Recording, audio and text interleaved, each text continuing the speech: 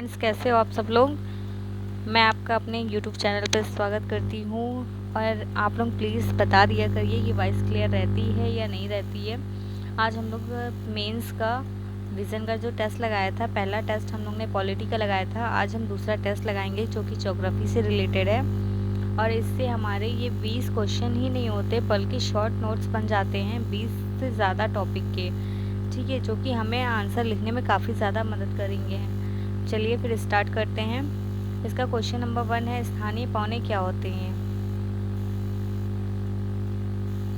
स्थानीय पौने क्या होती हैं और इसकी मतलब एग्जाम्पल के साथ इसे बताना है कि किसी क्षेत्र की जलवायु को किस प्रकार प्रभावित करती हैं। ठीक है, स्थानीय पौने वायु का क्षैतिज प्रवाह होती है। छोटे स्थानिक तौर पर सामान्यतः 10 किलोमीटर से लेकर कुछ 100 किलोमीटर तक के क्षेत्र में क्षैतिज रूप से प्रवाहित होती हैं। पौने साथ ही ये अल्पावधि अर्थात एक दिन में केवल कुछ घंटे तक ही प्रभावित होती हैं। विश्व भर में विभिन्न स्थानीय पौने प्रभावित होती हैं, जिनमें से कुछ ठंडी होती है, कुछ आर्द्र होती हैं, कुछ गर्म होती हैं, कुछ शुष्क होती हैं। और ये केवल क्षोभमंडल के निचले स्तरों तक ही सीमित होती हैं। ये स्थानीय उच्चावच और मौसम को प्रभावित कर सकती हैं और उनसे स्वयं भी प्रभावित हो सकती हैं। ठीक है, स्थानीय पौने के उदाहरण और क्षेत्र की जलवायु पर प्रभाव देख लेते हैं। पहली होती है स्थल समीर और समुद्री समीर। ये तटीय क्षेत्र में एक दैनिक चक्र के रूप में प्रभावित होती हैं। इन क्षेत्रों में स्थल और जल के तापमान में भिन्नता निम्न और उच्च वायुदाब उत्पन्न करती हैं।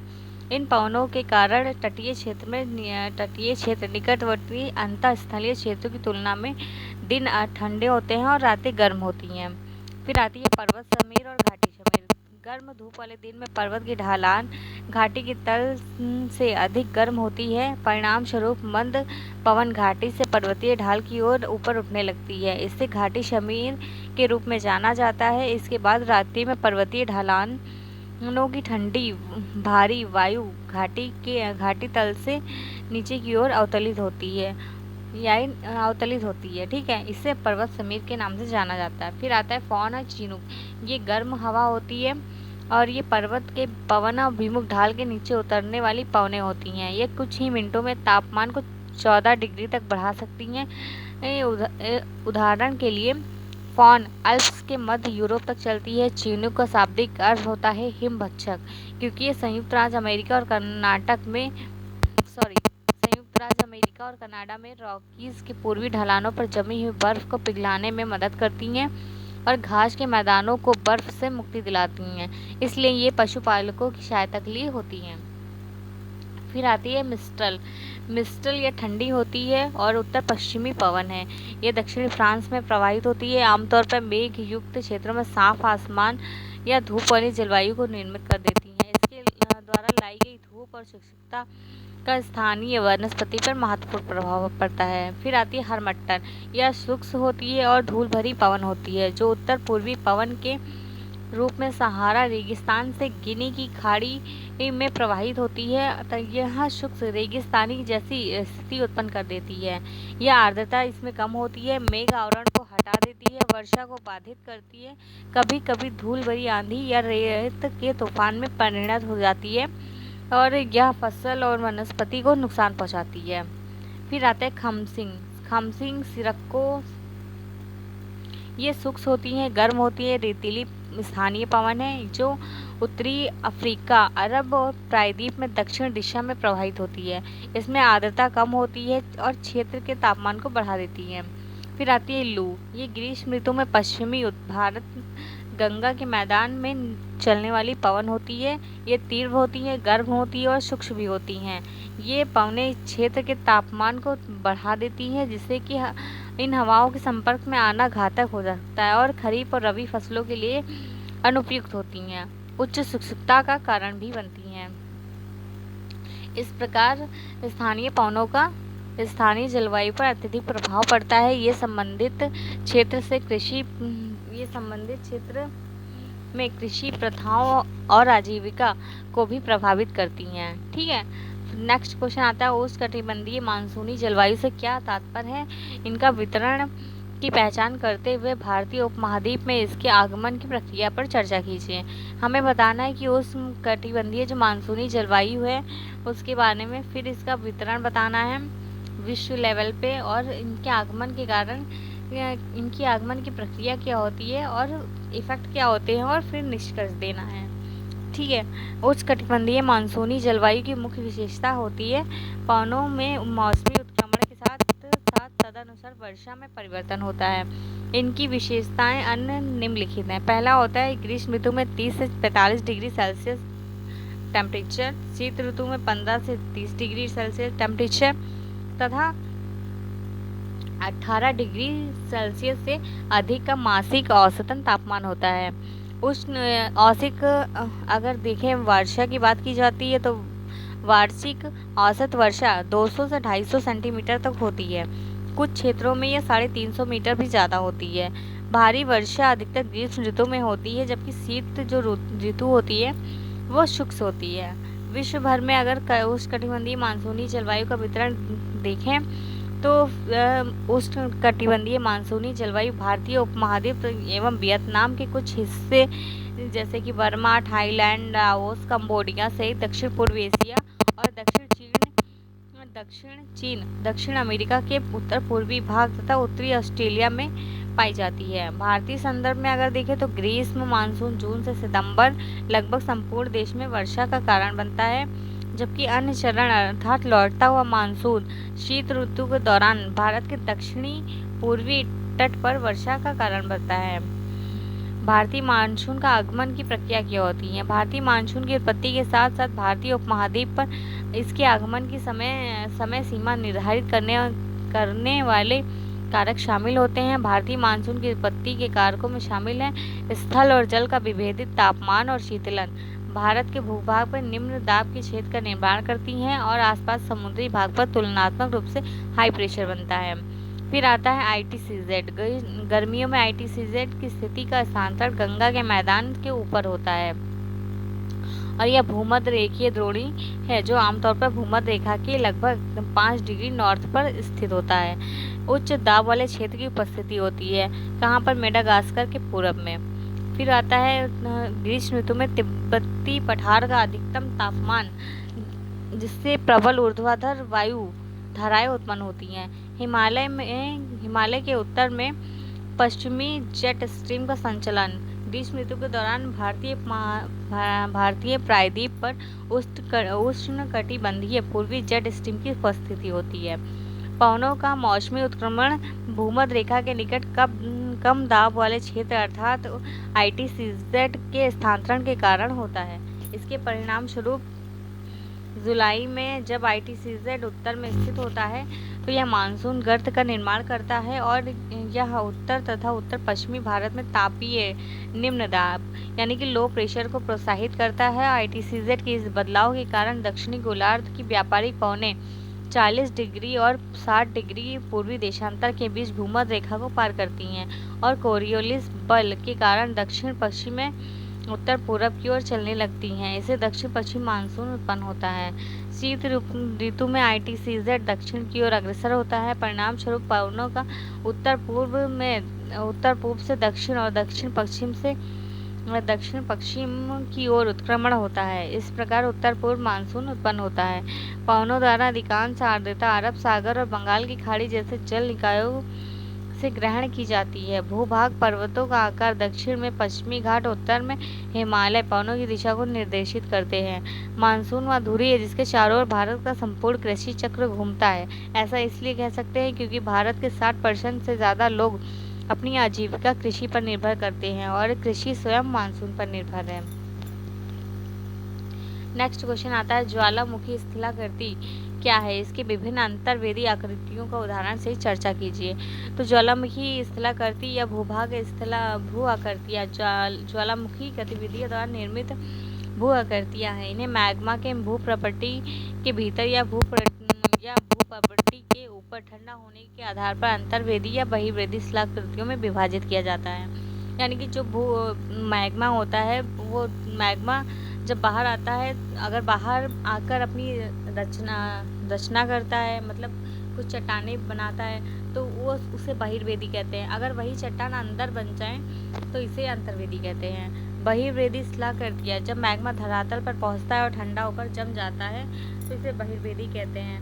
ठीक है, बहिर्वेदी शिलाकृतियों के उदाहरण में लावा प्रवाह है, राख निक्षेप है, ज्वालामुखी ये शंकु का शामिल है। अंतर्वेदी शिलाकृति है, जब मैग्मा ठंडा होकर धरातल के नीचे ही जम जाए उसे अंतर्वेदी कहते हैं। ठीक है, इसमें भ्रू प्रॉपर्टी क्रिस्टल के भागों के भीतर ठंडा होने वाला लावा अलग अलग रूप में ग्रहण होता है। ठीक है, जिस विभिन्न प्रकार के अंतर्वेदी शिलाकृतियाँ हैं। पहला है बैथोलिथ, यह मैग्मा का बड़ा पिंड होता है और भू प्रॉपर्टी के अधिक गहराई पर ठंडा हो जाता है। यह एक गुंबद के आकार में विकसित हो जाता है। अनाच्छादन प्रक्रियाओं के द्वारा ऊपरी पदार्थ के हट जाने पर यह धरातल पर प्रकट होते हैं। ये विशाल क्षेत्र में फैल जाते हैं, कभी कभी इनकी गहराई कई किलोमीटर तक भी हो जाती है। ये ग्रेनाइट के बने पिंड होते हैं। इन्हें बैथोलिथ कहते हैं, जो मैग्मा भंडारों में जमा हुए मतलब जो मैग्मा भंडारों के जमा हुए भाग हैं।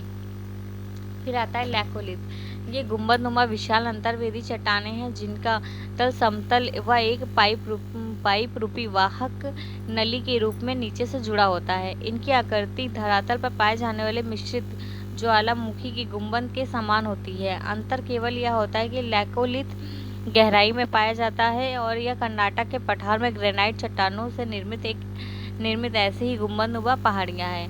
ठीक है, इसमें से अधिकतर जब अप्रतित यानी एक्सोफोलेटेड हो चुकी है वह धरातल पर देखी जा सकती है। लेकोलिथ व बैथोलिथ के अच्छे उदाहरण हैं। फिर आता है लैपोलिथ, ऊपर उठते लावा का कुछ भाग क्षैतिज दिशा में फैल जाए और जाने वाले कमजोर धरातल पर चला जाता है तो यह अलग अलग आकृतियों में जम जाता है।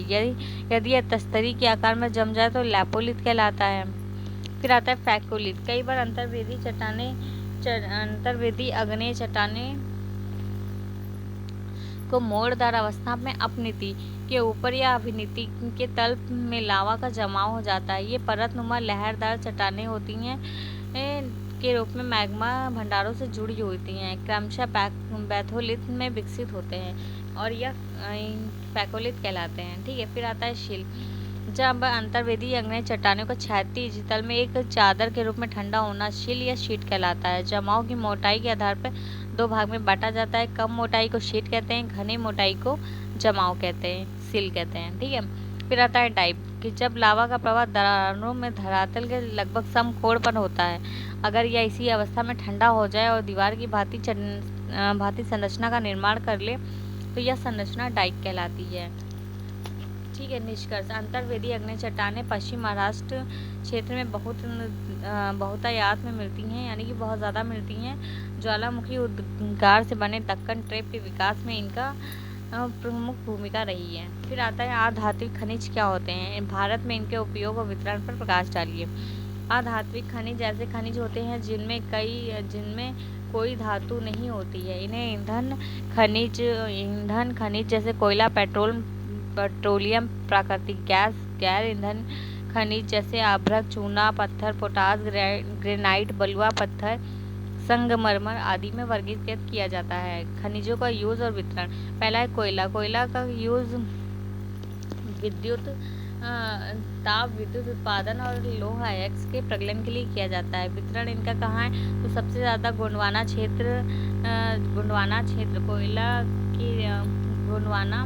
कोयला क्षेत्र दामोदर घाटी में है। इसे झरिया का सबसे बड़ा कोयला क्षेत्र है।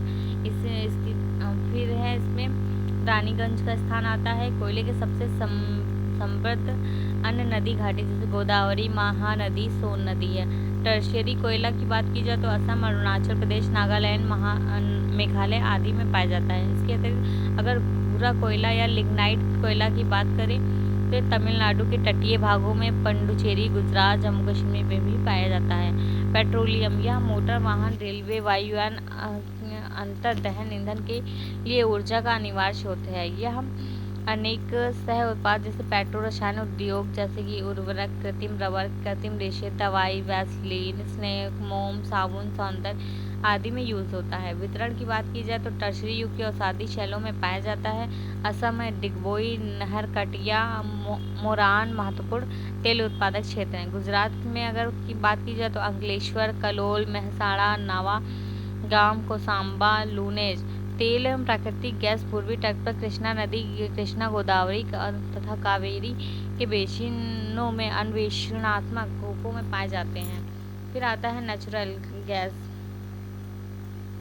नेचुरल गैस इसका यूज विद्युत क्षेत्र में ईंधन के रूप में विद्युत उत्पन्न करने के लिए उद्योगों में हीटिंग के उद्देश्य के लिए रासायनिक, पेट्रोकेमिकल और उर्वरक उद्योगों में कच्चे माल के लिए किया जाता है। प्राकृतिक गैस पसंदीदा परिवहन ईंधन सीएनजी और घरों में खाना पकाने वाली ईंधन पीएनजी के रूप में यूज होता है। वितरण की बात की जाए तो यहाँ भारत के प्रमुख गैस भंडार मुंबई, हाई और अन्य संबद्ध क्षेत्रों जैसे पश्चिमी तट पर पाए जाते हैं। खंभात बेसिन में पाए जाने वाले क्षेत्र संपूरित करते हैं। पूर्वी तट पर अगर बात की जाए तो कृष्णा गोदावरी बेसिन में प्राकृतिक गैस के नए भंडार की खोज की गई है। फिर आता है अभ्रक। अपने उत्कृष्ट पैरा वैद्युत सामर्थ्य, निम्न विद्युत हाथ संबंधी गुण, विद्युत रोधी गुण और उच्च वोल्टेज के प्रतिरोध के कारण अभ्रक विद्युत और इलेक्ट्रॉनिक उद्योगों में प्रयोग किए जाने वाले सबसे अपरिहार्य खनिजों में से एक है। वितरण की बात की जाए तो अभ्रक के भंडार छोटा नागपुर पठार के उत्तरी किनारों पर पाए जाते हैं। कोडरमा झारखंड का हजारी क्षेत्र है, इसके अग्रणी उत्पादक हैं। ठीक है, राजस्थान में अजमेर के पास अभ्रक का प्रमुख उत्पादक क्षेत्र विस्तृत है।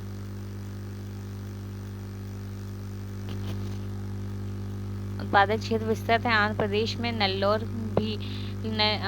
में नेल्लोर भी देश का महत्वपूर्ण अभ्रक उत्पादक क्षेत्र है। फिर आता है चूना पत्थर सीमेंट उद्योग के लिए बुनियादी कच्चा माल है। वात्या भट्टी ब्लास्ट फर्नेस में लो एक्स के प्रजनन के लिए आवश्यक है। वितरण की बात की जाए तो राजस्थान सबसे प्रमुख राज्य है, कुल उत्पादन का लगभग 21% भाग उत्पादन करता है। फिर आता है मध्य प्रदेश 13% भाग उत्पादन करता है। फिर आंध्र प्रदेश, छत्तीसगढ़, तमिलनाडु भारत के अन्य चूना पत्थर उत्पादक राज्य हैं। ठीक है, विकास और क्षेत्रीय कल्याण के बीच संतुलन बनाने के लिए खनिज के खनन के लिए स्पष्ट रोड मैप और नीतिगत ढांचे की आवश्यकता होती है। ये एक लाइन में आप निष्कर्ष दे सकते हैं। फिर आता है नेक्स्ट, प्रवाल भित्तियों के निर्माण हेतु उपयुक्त परिस्थितियों को सूचनाबद्ध करते हुए उनके क्षय के लिए उत्तरदायी कारण का विवरण बताइए। प्रवाल भित्तियाँ कहाँ पाई जाती हैं? तो प्रवाल भित्तियाँ समुद्र के नीचे स्थित संरचनाएं होती हैं जो अकशेरुकी जीव के कंकालों से निर्मित होती हैं। इन अकशेरुकी जीव को प्रवाल कहा जाता है। भित्तियों का निर्माण करने वाली प्रवाल प्रजातियों को हर्मीटेपिक या हार्ड प्रवाल कहते हैं। इनका ऐसा इसलिए क्योंकि ये कठोर होती है, मजबूत होती है। बाह्य अस्थिपंजर का निर्माण करने के लिए समुद्री जल में कैल्शियम कार्बोनेट निष्कर्षित करती हैं। बाह्य अस्थिपंजर उनके कोमल पतले भित्ति वाले शरीर की रक्षा करता है। ये अपने रंग बिरंगे स्वरूप के लिए जानी जाती हैं और उनके द्वारा समर्थित समृद्ध जैव विविधता के कारण इन्हें महासागरों का वर्षावन भी कहा जाता है। प्रवाल भित्तियों का निर्माण करने वाले प्रवाल के लिए निम्नलिखित दशाएं उपयुक्त होती हैं। पहला होता है जल का तापमान 20 डिग्री सेल्सियस से कम नहीं होना चाहिए। इस कारण 90% से अधिक प्रवाल भित्तियाँ उष्णकटिबंधीय और उपोष्णकटिबंधीय क्षेत्रों तक ही सीमित रहती हैं। गर्म जल धाराएं प्रवाल भित्तियों के विकास को बढ़ावा देती हैं, लेकिन हाँ, ठंडी जल धाराएं चलती हैं और शीत जल का उद्वेलन करती हैं, वहाँ प्रवाल भित्तियाँ नहीं पनपती हैं। प्रवाल भित्तियाँ महाद्वीपों के पश्चिमी तट पर सामान्यतः क्यों अनुपस्थित होती हैं? ठीक है, फिर आती है दूसरा है जल की लवणता। प्रवाल भित्तियों का निर्माण करने वाले अधिकांश प्रवाल की वृद्धि के लिए जल में 32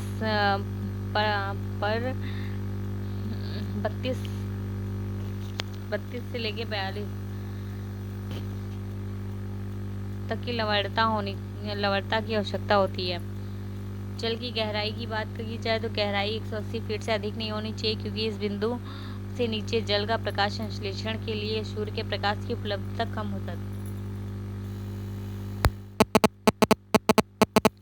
बहुत कम हो जाती है। सूर्य का प्रकाश सूक्ष्म शैवाल के जीवित रहने के लिए आवश्यक होता है, क्योंकि प्रवाल इस पर निर्भर होते हैं। जल की स्वच्छता की बात की जाए तो प्रवाल गाद वाले तटों या धाराओं के मैले मुहानों में दूर बहते हुए महासागरीय जल में बेहतर ढंग से जीवित रहते हैं। ये भित्ति के समुद्र की ओर चलने वाले भाग पर अच्छी तरह से विकसित होते हैं। निरंतर गतिशील लहरें, ज्वार धाराएं स्वच्छ ऑक्सीजन युक्त जल प्रचुर आपूर्ति के लिए आपूर्ति बनाए रखती है। ये खाद्य आपूर्ति के रूप में पादप प्लावकों के साथ को भी साथ ले आती हैं। ठीक है।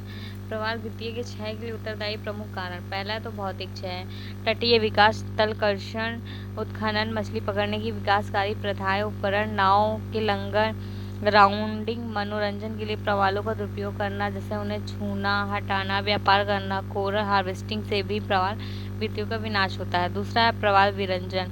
जब अत्यधिक गर्म जल होता है तब प्रवाल अपने ऊतकों में रहने वाले रंग बिरंगे सूक्ष्म शैवाल को त्याग देते हैं, जिसके कारण प्रवाल पूरी तरह से विरंजित यानी कि सफ़ेद हो जाते हैं। ऐसे विरंजित प्रवाल की स्थिति में संकट की स्थिति में होते हैं और शीघ्र ही इनकी मृत्यु भी हो जाती है। महासागरों का अम्लीकरण, यदि वायुमंडलीय कार्बन डाइऑक्साइड का जल स्तर बढ़ जाता है तो महासागरीय अम्लीकरण प्रभावित होता है। परिणाम स्वरूप महासागरों में कार्बोनेट आयनों की सांद्रता कम हो जाती है, जिससे प्रवाल के अस्तित्व के लिए खतरा उत्पन्न होता है। ध्यातव्य कि प्रवाल अपने अस्थि पंजरों के निर्माण के लिए कार्बोनेट आयनों पर भी निर्भर होते हैं। फिर आता है सुपोषण, जिसे यूट्रोफिकेशन भी कहते हैं। पोषण तत्वों में वृद्धि होने से बृहद स्तर पर शैवालों के विकास को बढ़ावा मिलता है। हालांकि इससे ऑक्सीजन का लेवल कम हो जाता है और प्रवालों को प्रतिकूल रूप से प्रभावित करता है। साथ ही यदि प्रदूषकों की सांद्रता बढ़ती है तो प्रवालों में बीमारियों का खतरा भी बढ़ जाता है। ठीक है। निष्कर्ष में हम लिख सकते हैं कि हालांकि प्रवाल भित्तियां महासागरीय नितल का केवल 0.2% आच्छादित करती हैं, लेकिन फिर भी ये सभी समुद्री प्रजातियों कम से कम एक चौथाई प्रजातियों को आश्रय प्रदान करती हैं। ऐसा अनुमान है कि वैश्विक स्तर पर करोड़ों लोग भोजन, रोजगार और तूफान व आपदा से सुरक्षा के लिए इन पर निर्भर है। और विश्व के प्रवाल स्थितियों की स्थिति 2020 status of coral reefs of the world 2020 report के अनुसार 2009 के बाद विश्व के लगभग 14% प्रवालों का क्षय हो चुका है। क्वेश्चन नंबर 6, विश्व में दुर्लभ भूतत्व यानी कि रेयर अर्थ एलिमेंट के वितरण का विवरण दीजिए, साथ ही उनके आर्थिक महत्व पर भी प्रकाश डालिए। दुर्लभ भूतत्व या रेयर मृदा 17 धात्विक तत्वों का एक समूह है। इसमें आवर्त श्रेणी में मौजूद 15 लैथेनाइड और इसके अलावा स्कैडियम तथा इरिडियम शामिल है। रेयर अर्थ एलिमेंट पृथ्वी के प्रॉपर्टी में व्यापक रूप में पाए जाते हैं, लेकिन इनके निक्षेप सामान्यतः एक जगह नहीं होते हैं और इनका निष्कर्षण दुर्लभ और महंगा होता है। रेयर अर्थ एलिमेंट के अद्वितीय गुणों के कारण विभिन्न प्रकार के अनुप्रयोगों में इनका यूज होता है। विश्व में इनका वितरण, चीन के पास रेयर अर्थ एलिमेंट का सबसे बड़ा भंडार है, 38% है। यहाँ 44 million ton rare earth element का भंडार उपलब्ध है। साथ ही चीन रेयर अर्थ एलिमेंट के वैश्विक उत्पादन में अनुमानित रूप से 70% का योगदान करता है। चीन में रेयर अर्थ एलिमेंट के उत्पादन केंद्र बाओतो आंतरिक मंगोलिया, जियांशी, सिचुआन प्रांतों में अवस्थित है। रेयर अर्थ एलिमेंट का दूसरा और तीसरा सबसे बड़ा भंडार वियतनाम है, 19%, ब्राजील 18%। फिर भी उनका उत्पादन कम है। वियतनाम में अवस्थित अधिकांश निक्षेप चीन की सीमा पर पाए जाते हैं, जबकि ब्राजील के प्रमुख निक्षेप अरक्सा, सेरा वर्डे, पिटिंगा आदि में स्थित है। रेयर अर्थ एलिमेंट का चौथा और पांचवा सबसे बड़ा भंडार रूस और भारत है। रूस में 10% है, भारत में 6% है तथा ये दोनों देश पांचवें और छठे सबसे बड़े उत्पादन करता है। रूस में रेयर अर्थ एलिमेंट का सबसे बड़ा उत्पादन मरमंस क्षेत्र में किया जाता है। रेयर अर्थ का छठा और सातवां सबसे बड़ा भंडारण ऑस्ट्रेलिया 3.3% है। संयुक्त राज्य अमेरिका 1.5% है, 1.5% भी नहीं है, 1.3% है, 1.3% है। इन रेयर अर्थ एलिमेंट का दूसरा सबसे बड़ा उत्पादन संयुक्त राज्य अमेरिका है, वहीं म्यांमार तीसरा, ऑस्ट्रेलिया चौथा सबसे बड़ा उत्पादक राज्य है। ऑस्ट्रेलिया में माउंट वेल्ड क्षेत्र संयुक्त राज्य अमेरिका के कैलिफोर्निया में स्थित मोजावे मरुस्थल संबंधित देशों के प्रमुख उत्पादक देश हैं। भारत में अगर इनका वितरण देखें तो भारत में रेयर अर्थ एलिमेंट का प्रमुख स्रोत मोनाजाइट है। भारत में मोनाजाइट का कुल भंडारण 12.47 मिलियन टन है। भारत में रेयर अर्थ एलिमेंट के प्रमुख भंडार यहाँ निम्न जगह पाए जाते हैं, जैसे कि केरल के कोल्लम जिले में चवारा बैरियर बीच और इंस्टंट एक्सटेंशन है। तमिलनाडु में कन्याकुमारी के मानव लकुरिची तट पर है, रेत के निक्षेप हैं। आंध्र प्रदेश में भीमुनिपट्टनम है, ठीक है, वहाँ भी रेत के ही निक्षेप हैं। ओडिशा के गोपालपुर तट पर रेत के निक्षेप हैं। इसके अलावा मेघालय के पश्चिम जैंतिया हिल्स और पूर्वी खासी हिल्स के जिले तथा राजस्थान के बाड़मेर में रेयर अर्थ एलिमेंट्स के महत्वपूर्ण स्थान पाए जाते हैं, ठीक है। इनका आर्थिक महत्व देख ले, अगर इनका आर्थिक महत्व सबसे ज़्यादा है। इनका अंतिम अनुप्रयोग स्थायी चुंबकों के विनिर्माण में किया जाता है। नियोडीमियम और समैरियम की मिश्र धातु का यूज़ करके हाई टेम्परेचर को सहन करने वाले शक्तिशाली चुंबक को बनाने हेतु किया जाता है। इस प्रकार ये निम्नलिखित आधुनिक इलेक्ट्रॉनिक उत्पादकों के लिए उपयोगी बन जाते हैं। पहला है सेलफोन, टीवी, कंप्यूटर, इलेक्ट्रॉनिक वाहन, बिंब टरबाइन, जेट विमान आदि, ठीक है। रेयर अर्थ एलिमेंट व्यापक रूप से उपयोग उच्च टेक्नोलॉजी और हरित उत्पादों में भी किया जाता है। अपने अद्वितीय भौतिक, रासायनिक, चुंबकीय, प्रकाश उत्सर्जक गुणों के कारण ये तत्व कम ऊर्जा खपत, अधिक दक्षता, लघुरूपण, गति, मजबूती और तापीय स्थिरता जैसी तकनीकों का लाभ उत्पन्न करने में मदद करते हैं। हालिया वर्षों में इनकी मांग विशेष रूप से ऊर्जा कुशल उपकरणों, हरित टेक्नोलॉजी के रूप में बढ़ गई है। ये उपकरण तीव्र, हल्के, छोटे और अधिक कुशल होते हैं। सीरियम का यूज कांच की वस्तुओं जैसे लेंस, LCD पैनल के डिस्प्ले स्क्रीन की पॉलिशिंग में किया जाता है। सीरियम समूह के तत्वों में मिश्रित लवणों का यूज निम्नलिखित प्रकार से किया जाता है, जैसे दवाओं का खुजली न करने वाले एंटीबायोटिक, ड्रेसिंग और वाटर प्रूफिंग एजेंट्स आदि। खेल की वस्तु के उत्पादन में प्रयोग होने वाली एल्युमिनियम मिश्र धातु के स्कैडियम का यूज किया जाता है। फाइबर ऑप्टिक के रूप में इनका यूज किया जाता है। यूज किया जाने वाला RBM संचार टेक्नोलॉजी के लिए महत्वपूर्ण साधन के रूप में उभरा है। यूरोपियम का यूज यूरो मुद्रा की आपूर्ति के लिए, वैध मुद्रा की पहचान करने और जालसाजी रोकने के लिए किया जाता है। अधिकांश उभरती टेक्नोलॉजी के लिए दुर्लभ मृदा तत्व महत्वपूर्ण है, इसलिए भारत को चीन सहित कुछ ही देशों पर अपनी निर्भरता कम करने के लिए इन खनिजों का निष्कर्षण और अन्वेषण करने तथा इनके उत्पादन को बढ़ाने की आवश्यकता है। फिर आता है क्वेश्चन नंबर 7। महासागर के तापमान को प्रभावित करने वाले कौन कौन से कारक हैं और तापमान में क्षैतिज और ऊर्ध्वाधर वितरण पर प्रकाश डालिए।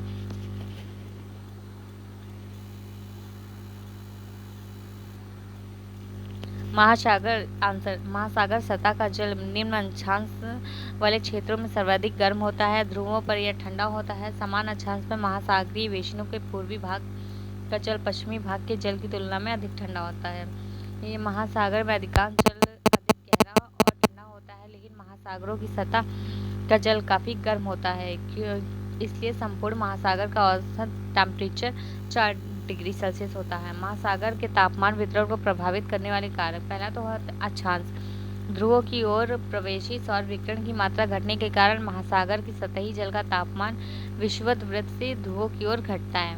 दूसरा, स्थल और जल का असमान वितरण उत्तरी गोलार्ध के महासागर दक्षिण गोलार्ध के महासागरों की अपेक्षा अधिक मात्रा में ऊष्मा उत्पन्न करते हैं। ऐसा इसलिए क्योंकि उत्तरी गोलार्ध के महासागर स्थल के बहुत बड़े भाग से जुड़े हुए होते हैं। फिर होता है सनातन पवने। स्थल से महासागरों की ओर बहने वाली पवने महासागरीय सतह के गर्म जल को तट से दूर ढकेलती हैं। इसके परिणाम स्वरूप नीचे का टेम्परेचर जो होता है ठंडा जल ऊपर की ओर आ जाता है। इसके विपरीत अभी तटीय ऑन शोर, ठीक है, ये पवने जल को तट पर जमा कर देती है, इससे तापमान बढ़ जाता है। फिर आता है महासागरीय धाराएं। ये महासागरीय धाराएं जैसे कि गल्फ स्ट्रीम प्रभावित क्षेत्रों में सतही जल के तापमान में वृद्धि कर देती हैं, जबकि धाराएं जो ठंडी धाराएं होती हैं जैसे लैब्राडोर की सतही जल के तापमान को कम कर देती हैं। अन्य कारक की बात की जाए तो क्षेत्र की अवस्थिति के कारण कटघरे की उपस्थिति या स्थानीय मौसमी दशाएं जैसे तूफान, चक्रवात, हरिकेन, कोहरा, बादल आदि भी महासागर के तापमान को प्रभावित करते हैं। महासागरीय जल के तापमान का वितरण एक समान नहीं है, यह अक्षांश से अक्षांश और सतह के नितल तक भिन्न होता है। तापमान का क्षैतिज विवरण। सतही जल, ठीक है, महासागरों की सतह के जल का औसत तापमान लगभग 27 डिग्री सेल्सियस होता है। यह विषुवत वृत्त से ध्रुवों की ओर क्रमिक रूप से कम होता है। बढ़ते हुए अक्षांशों के साथ तापमान के घटने की दर सामान्यतः प्रति अक्षांश 0 डिग्री 5 सेल्सियस होता है। उपोष्णकटिबंधीय क्षेत्रों में विषुवत की तुलना में कम बादल छाए रहने के कारण विषुवत वृत्त पर उच्चतम तापमान दर्ज नहीं किया जाता है, बल्कि इन क्षेत्रों में उच्चतम तापमान विषुवत रेखा के ऊपर की ओर दर्ज किया जाता है।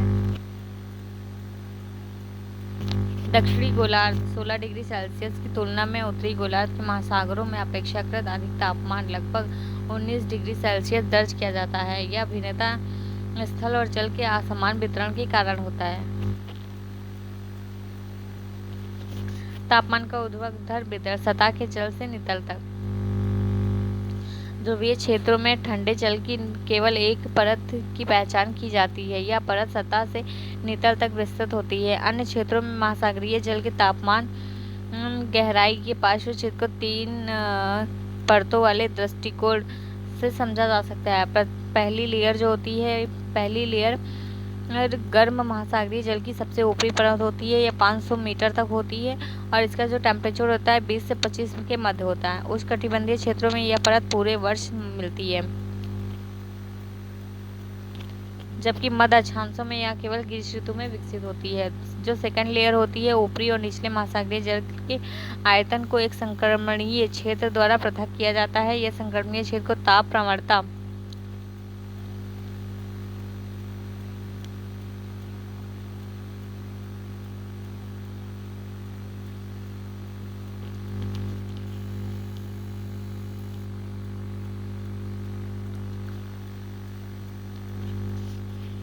उष्णकटिबंधीय क्षेत्रों में यह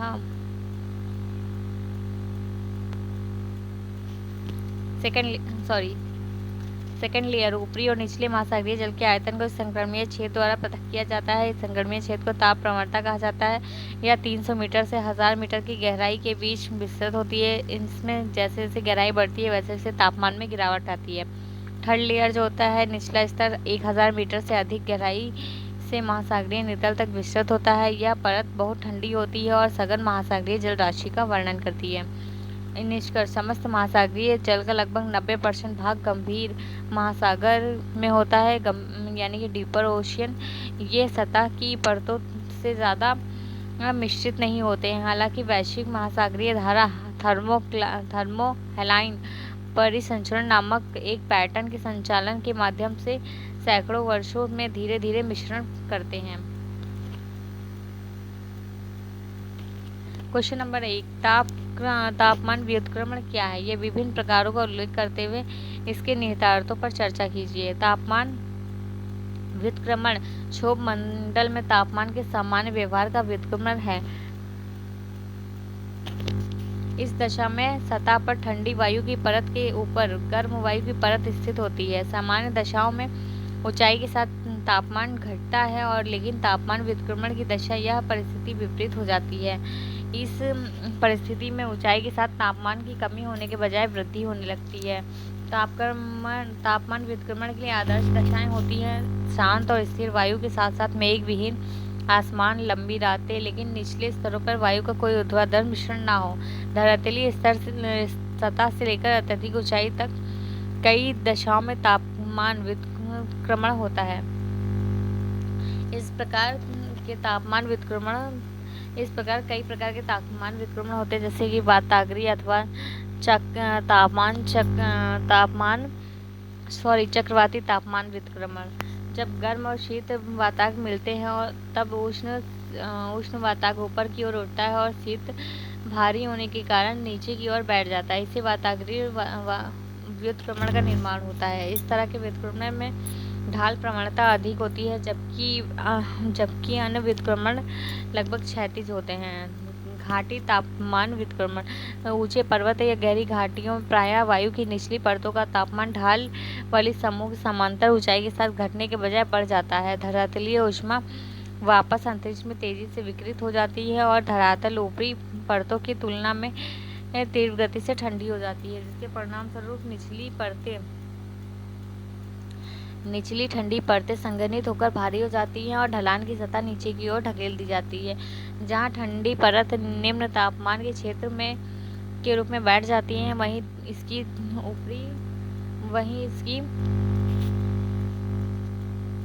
बैठ जाती हैं, जबकि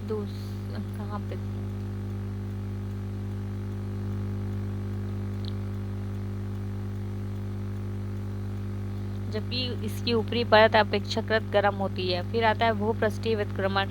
यदि वायु ठंडी सतह के संपर्क में आती है तो वह ठंडी हो जाती है, जबकि भूपृष्ठीय व्युत्क्रमण का विकास होता है।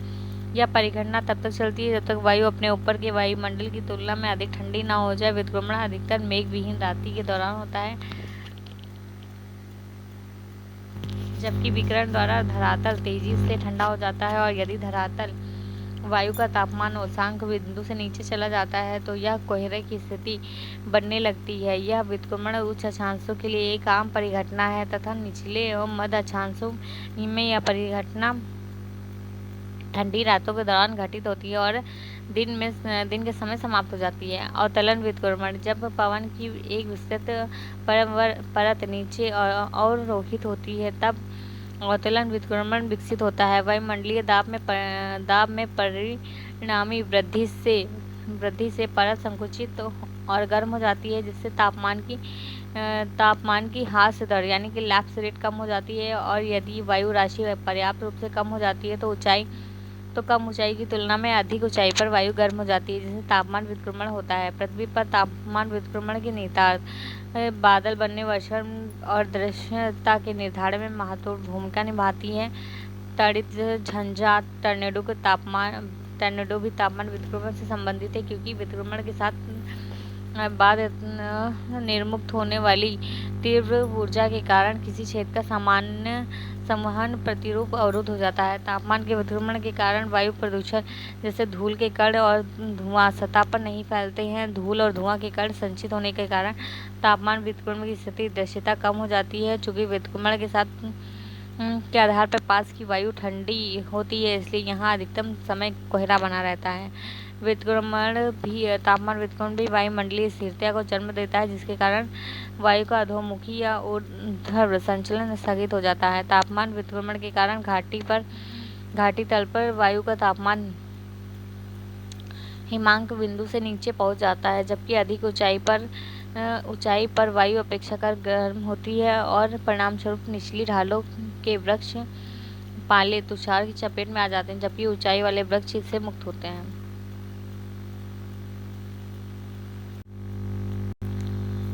Question number 9।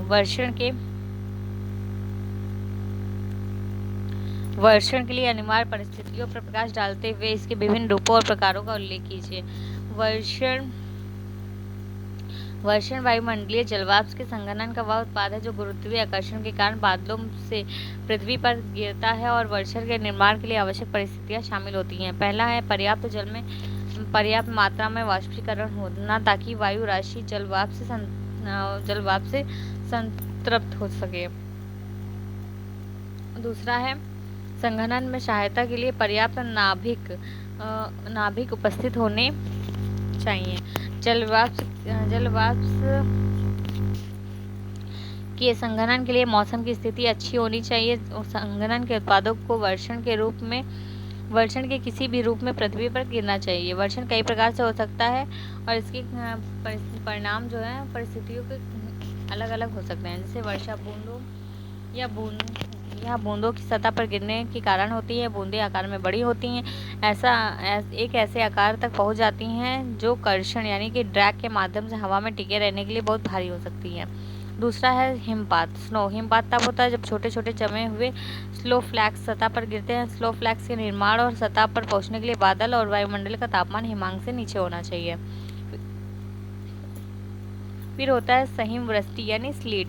यह हिम के छोटे गोलों के रूप में होती हैं। स्नो फ्लैक्स वायुमंडल के उस भाग तक पहुंच जाते हैं जहां तापमान हिमांक से अधिक होता है और ये वहां पिघल जाते हैं। हालांकि ये हिमांक से नीचे वाले वायुमंडल के दूसरे भाग से टकराते हैं तो ये पुनः जम जाते हैं। ये नए जमे हुए छोटे गोले प्रायः बर्फ या हिम वर्षा के साथ सतह पर गिरते हैं। फिर आती है हिमवर्षा।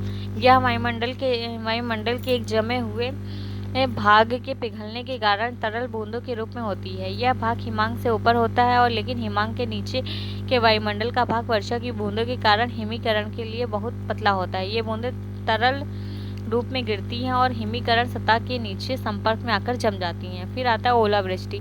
जब तड़ित झंझा के ऊपर हिम इतनी भारी हो जाती है कि ऊपरी खिंचाव को वहन नहीं कर पाती है तो ओलावृष्टि होती है। ओलावृष्टि पुनः ओला पत्थर के रूप में गिरता है। ओलावृष्टि सामान्य तौर पर ग्रीष्मकाल के दौरान घटित होती है। फिर आता है फुहार। ये है 0.5 मिलीमीटर से छोटी बूंदों वाली वर्षा का एक रूप होता है। सामान्य तौर पर शीतकाल में फुहार पड़ती है, जैसे मध्यम जलवायु में बीते हुए पतझड़ और आरंभिक वसंत के समय। फिर आता है शनशावर। वर्षण की इस घटना में धूप के साथ वर्षा होती है। यह वर्षा बिना मेघ वाले क्षेत्रों में वर्षा कराती है और घटना में इंद्रधनुष भी निकलता है। हिमकण। ये हिम के बहुत छोटे और सफ़ेद अपारदर्शी कण होते हैं, काफ़ी सपाट होते हैं, जिनका व्यास सामान्य तौर पर 1 मिलीमीटर से कम होता है। Diamond dust. यह बर्फ के अत्यंत छोटे क्रिस्टल होते हैं, सामान्य तौर पर निम्न स्तर और -30 डिग्री सेल्सियस के नीचे तापमान पर निर्मित होते हैं। यह वायु में बर्फ के रवों पर प्रकाश के प्रतिबिंब के कारण चमकदार प्रभाव प्रदर्शित करते हैं। वर्षण के विभिन्न प्रकारों में शामिल हैं चक्रवाती वर्षा। चक्रवाती वर्षण वायुदाब में अंतर के कारण किसी क्षेत्र में नम वायु राशि के संचलन के कारण होते हैं। यह 2 प्रकार के होते हैं। वाताग्री। यह वाताग्री सतह के साथ वायु के प्रसार के कारण होती है और गैर वाताग्री वर्षण।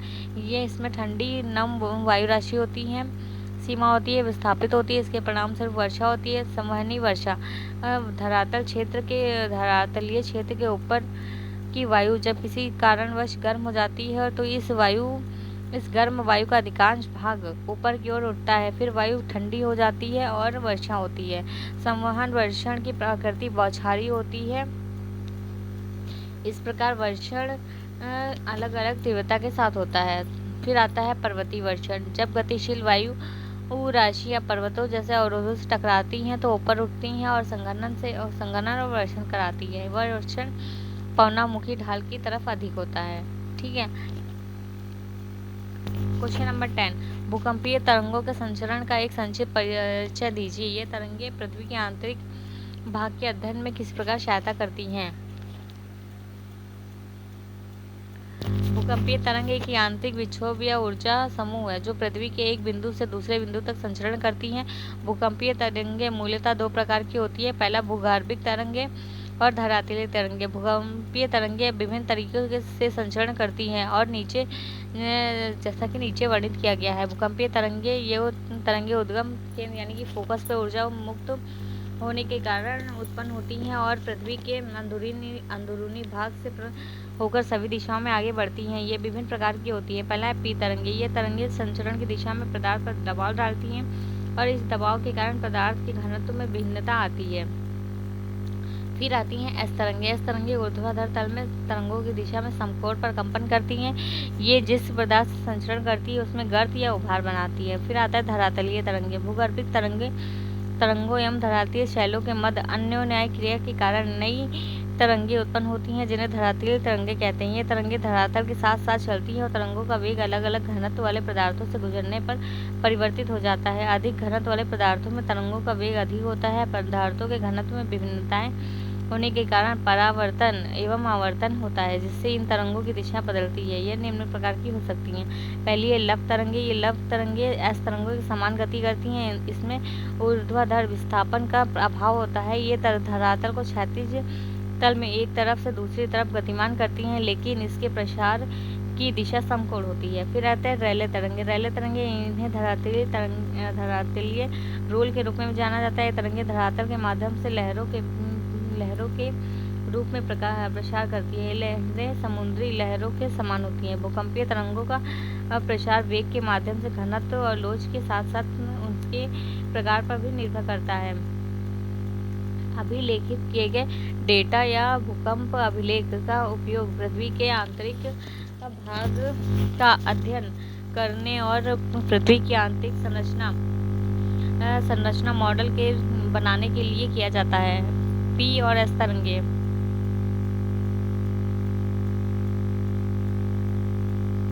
पी और एस तरंगे पृथ्वी के अंदरूनी भाग से बहुत अलग तरीके से संचरण करती है। इनका वेग पृथ्वी की प्रॉपर्टी और मेंटल के माध्यम से गहराई के साथ बढ़ता है। जब ये मेंटल से पृथ्वी के बाहर ओर तक संचरण करती हैं तो तब इनका वेग में तेजी से गिरावट आती है। प्रारंभ में पी और एस तरंगे भूकंप के अधिकेंद्र से बाहर की ओर सभी दिशाओं में संचरण करती हैं। जब ये तरंगे अधिकेंद्र से संचरण करती हैं और एक वृत्तखंड का अनुसरण करती हैं, तब ये अपवर्तित हो जाती हैं। हालांकि एस तरंगे पृथ्वी के तरल बाहक ओर से संचरण नहीं कर सकती है। पी